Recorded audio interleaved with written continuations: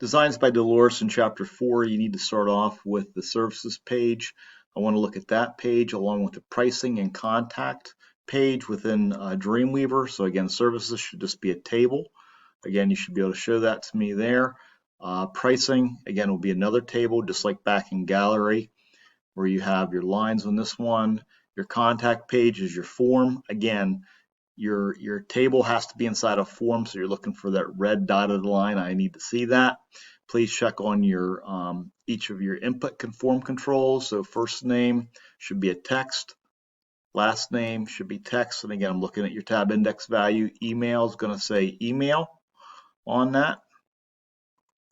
Go back, make sure you have to click on that so I see that clearly down here in properties. Phone number is tell, and then I'm going to have a select.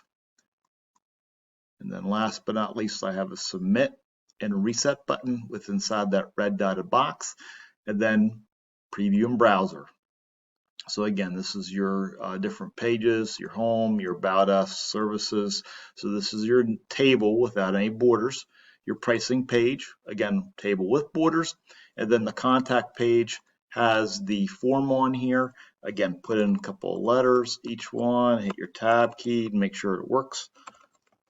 I want to see your pull down menu through each of these. Pick one, you can choose another one, and then hit reset, make sure it all clears out, and then you're done.